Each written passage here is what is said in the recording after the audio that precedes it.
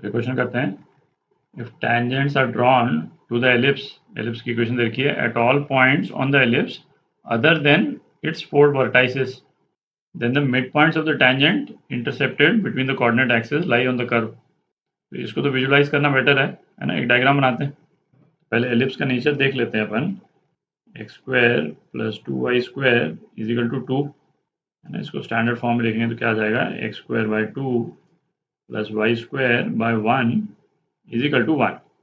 तो horizontal ellipse है ना, दिख रहा है। तो एक डायग्राम बनाते हैं जरा। तो एक डायग्राम बना लिया अपन ने। तो हमको क्या बोला है, the tangent drawn to the ellipse at all points है ना, वर्टाइसेस को छोड़ करके। तो मतलब ऑल पॉइंट मतलब सपोज यहाँ पे यदि हम टेंजेंट बनाते हैं, कुछ इस टाइप का टेंजेंट बनेगा, ठीक। तो इन टेंजेंट्स का मिड पॉइंट, तो जैसे ये वाला टेंजेंट बनाया, इसका मिड पॉइंट यहाँ पे कहीं पे आ जाएगा, ठीक। हमने जैसे सपोज ये टेंजेंट बना दिया, तो इंटरसेप्ट पे मिड पॉइंट ना, ये वाला मिड पॉइंट किसका मिड पॉइंट था है ना, इन दोनों पॉइंट्स का, इंटरसेप्ट का मिड पॉइंट। अच्छा, ये वाला टेंजेंट जो है इंटरसेप्ट कर रहा है यहाँ पे और यहाँ पे, तो इसका मिड पॉइंट कहाँ आ जाएगा, यहाँ आ जाएगा, ठीक। जैसे जैसे टेंजेंट चेंज होते जाएंगे है ना, मिड पॉइंट्स का ऑब्वियसली कोऑर्डिनेट्स चेंज होते जाएंगे, तो उसका लोकस निकालना है अपने को।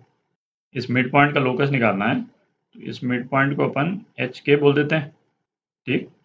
लोकस वाले क्वेश्चंस में है ना, ये अपन पहले भी डिस्कस कर चुके हैं कि बेटर क्या रहता है कि जो पॉइंट अपन लेते हैं ना, है ना, ये एलिप्स पे कोई पॉइंट लेंगे अभी अपन, उसको पैरामीट्रिक फॉर्म में ले लें, ठीक। तो इस वाले पॉइंट के कोऑर्डिनेट्स मतलब जो पॉइंट एलिप्स पे अपन ले रहे हैं, उसको पैरामीट्रिक फॉर्म में ले लेते हैं, a cos theta b sin theta ऐसे करके ले लेते हैं, है ना। इसको पॉइंट p बोल देता हूँ मैं। तो p के कोऑर्डिनेट्स जो है अपन क्या ले रहे हैं, a cos theta b sin theta, ठीक। तो ये कोऑर्डिनेट्स क्या हो गए, a क्या है under root two cos theta, और b 1 है, तो केवल sin थीटा, ठीक।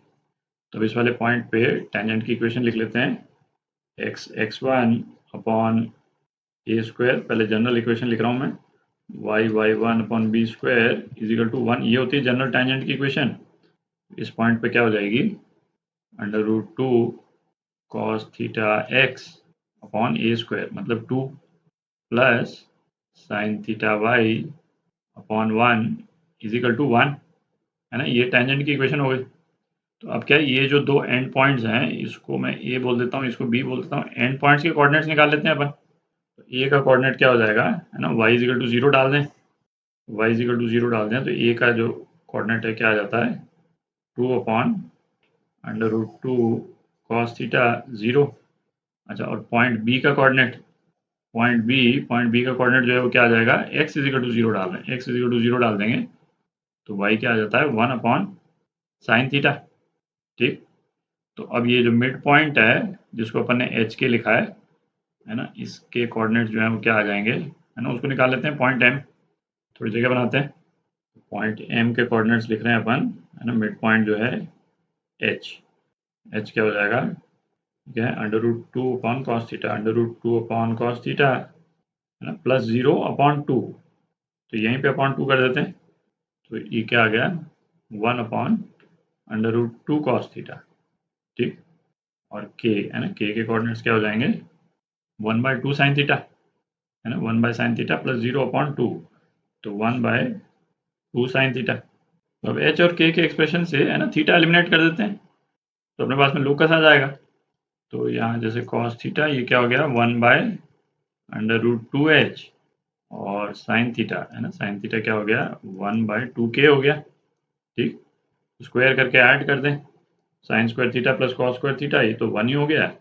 और राइट हैंड साइड क्या हो जाएगा, 1/2h square plus 1/4k square. इसको एक्स और वाई के टर्म्स में आप लिख सकते हैं, 2x square plus 1/4y square. तो ये आपका आंसर, डी पार्ट।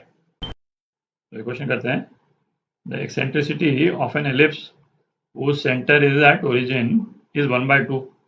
एलिप्स की एक्सेंट्रिसिटी अपने को 1/2 दे रखी है, if one of its directrix is x is equal to -4।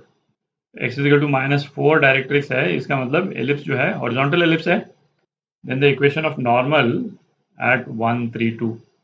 तो एक बार एलिप्स का डायग्राम बनाते हैं। ये एक हॉरिजॉन्टल एलिप्स बना लिया अपन ने। हमको क्या दे रखा है, डायरेक्ट्रिक्स जो है इसका x इजिकल टू -4 पे है ना, x इजिकल टू -4। तो इसका मतलब ये वाला जो डिस्टेंस है ये कितना है, ये वाला डिस्टेंस 4 है ना। एलिप्स का सेंटर ओरिजिन पे है और ये डिस्टेंस किसके बराबर होता है, ये तो अपने को मालूम है ना, a अपॉन ई के बराबर होता है। ठीक, तो a अपॉन ई जो है वो क्या है, 4 के बराबर, और e जो है वो 1/2 है। तो मतलब 2a जो है वो 4 के बराबर हो गया। तो a कितना आ गया अपने पास, a 2 आ गया। तो a 2 आ गया तो अपन b भी निकाल सकते हैं, है ना। बी स्क्वायर है ना, ये क्या होगा, ए स्क्वायर 1 माइनस ई स्क्वायर। तो क्या आ गया, 4 1 माइनस 1/4। तो बी स्क्वायर कितना आ गया, 3 आ गया। तो एलिप्स की जो इक्वेशन है वो क्या हो गई, X square upon A square 4 plus Y square upon B square जो 3 है इजिकल टू 1। ठीक, अच्छा अब अपने को क्या निकालना है, इक्वेशन ऑफ नॉर्मल एट ये वाला पॉइंट, है ना। ये वाला पॉइंट यहाँ पे कहीं पे होगा 1 3 1 3 2, है ना। इस पे नॉर्मल, ये नॉर्मल हो जाएगा, इसकी इक्वेशन निकालनी है। तो नॉर्मल की इक्वेशन जब अपने को एलिप्स के ऊपर पॉइंट दिया हुआ हो, है ना, वो इक्वेशन क्या होती थी, A square X upon x1 minus B square Y upon y1 is equal to A square minus B square, है ना, ये होती थी।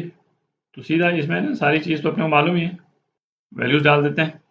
ए स्क्वायर कितना है, 4x upon 1 minus B square है 3, तो 3y अपॉन y1 कितना है, 3/2 is equal to A square minus B square 4 minus 3। तो इसको आप रीअरेंज कर लें तो क्या आ जाएगा, 4x minus 2y minus 1 is equal to 0।